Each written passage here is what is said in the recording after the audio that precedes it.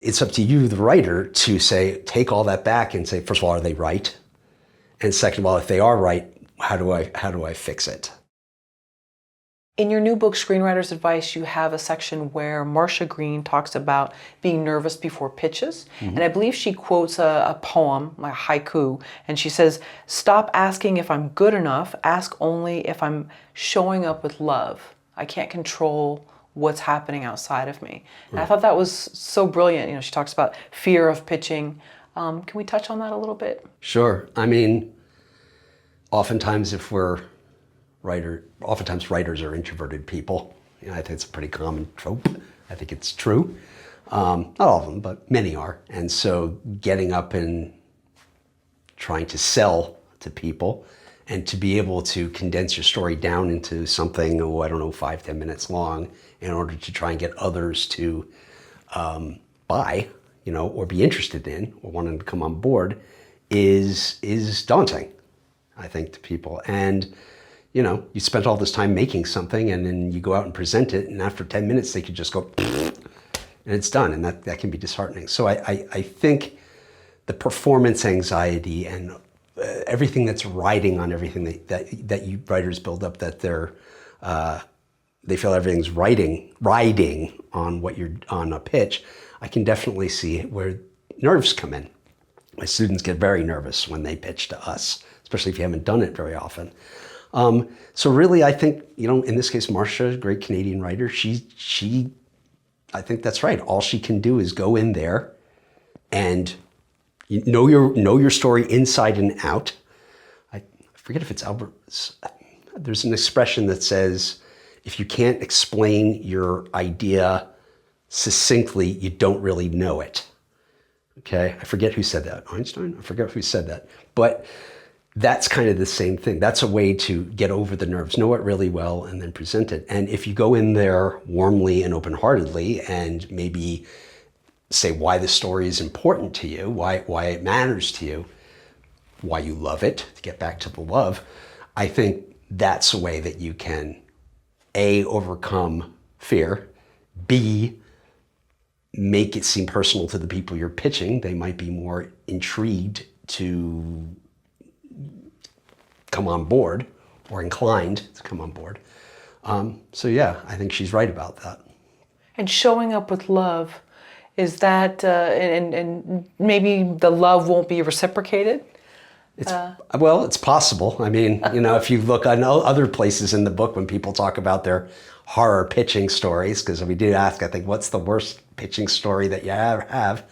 A lot of this happened over the pandemic when they were doing Zoom, where people were checking their watch, or someone fell asleep during a pitch or something like that. So yes, often the love can not be reciprocated, but you just have to sort of, then they're not the right people for it. And if they did take it, it would probably be a nightmare. So find someone else. I believe you said that notes are just opinions and that they aren't personal. Yes. When people are giving feedback on your stories, it's what they think is right. They might not be able to give you story theory back of what it is, but what this people are giving is they want to make it better for you. Okay, when you get notes either from an executive or a producer or your colleagues or whatever, they're trying to help you make it better, or at least think about it in a different way.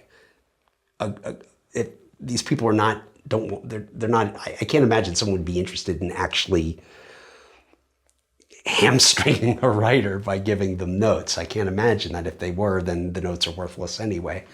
And so it is business in a way. It's not personal. They're not trying to cut you down. They're actually trying to help you in their way. Where it gets a little tricky is they might not be able to articulate exactly what's wrong or what to fix. And quite frankly, that's not their job to really do that. Their job is to say, this didn't work.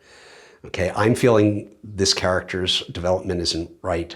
This story beat doesn't feel authentic, or maybe it's not as interesting. This joke isn't as great as it could be, or the world is murky, whatever it is. So it's up to you, the writer, to say, take all that back and say, first of all, are they right? And second of all, if they are right, how do I fix it? And yeah, I mean, it is their opinion. Now, if you're there, but their job is to give you their opinion, right? In those situations, if it's just a friend who's reading your script and giving you notes and they don't have any knowledge of this world, then, I mean, take things with a grain of salt. But ultimately, you should do what you feel is right, keeping your mind open that if they are bumping up against something and multiple people are bumping up against something, something's wrong. And it's your duty as a writer to try and fix that. And so could we argue that the secret to success as a writer is not just finishing screenplays and getting them out there, is being able to receive notes well? Certainly an ingredient of it. I think finishing a screenplay and a finished screenplay is useful. I mean, it is useful. It is a thing. There's probably many writers who have half-written stuff. I do.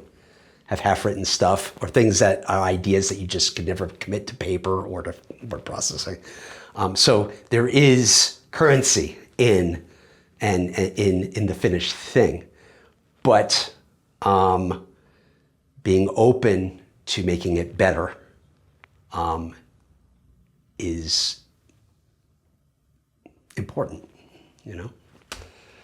As a university teacher, or excuse me, you teach in university, do you ever see yourself in the class, in the front row, sitting in the back? Is there ever like a moment where you see someone very similar to you and you can see sort of the maybe mistakes or the hopefulness, or there's sort of an epiphany that you have? All the time, every day, you know? And it happens a lot when I'm lecturing, when I go over a concept. And I think it somehow, as I'm explaining it, it flashes back into my mind of, oh yeah, I remember the first time when I was making my student films, whatever, that I experienced that problem, you know, or I had that hopefulness that this is going to be great. And then we went out and shot it. That didn't work at all, you know, and seeing the hope in their eyes, but also also that look in their eyes of like, oh, this is a lot harder than I thought it was going to be. You know, it's great, but it's also, I thought this was going to be a cakewalk, or, you know, I made all these films in my backyard, but to now start thinking about them on a much deeper and meaningful level, and to see their eyes light up at that is wonderful. And I remember at that time and I'll tell you actually what the biggest thing is the can-do effort, idea of them is like, we're going to make that thing. We're going to figure out a way to wrangle everything we need to make this thing on like a shoestring. We're going to do it. And that sort of get out and, get to itness. I don't know what the word is, but that attitude is, I think, what I see in a lot of them, because I know I had that in me when I was their age. And it's great when you see them go out and make something happen that they thought was going to be really difficult, like getting a well-known composer who's going to donate some music to their short, which just happened. Oh, that's or, getting an actor that their cousin 3 times removed knows, and they were able to get that person to come in and do a cameo or a day of work, or they figure out some lighting technique or build a model that really works. And that's sort of, and they make it happen, like just digging stuff out of the trash and making a whole landscape out of it. That looks amazing. Yes, so yes, I do see that old me in them like every day. What about if you see their hopes dashed? Life isn't always an upward trajectory. No, I mean, not everyone in that lecture hall is going to make it. But I would also say that the filmmaking industry, although we think of drama and television and all that, there's offshoots. So a lot of my students find work in other ways. A lot of them end up working for advertising agencies, or there'll be a YouTuber who needs camera work or, help lighting their in-house studio, or wherever it is. News, they'll go into news or sports or, just about anything. There's all these different ways. Some will end up, they think they want to be a director, they'll end up in post. Some will end up in the art department. So, maybe it's more like they don't make it as a director, but they find some other way to do that. And yes, some do fall out because that happens too. We get a bunch of students who often will say this isn't for me. And that happens. And then they go off and they go off and do something else.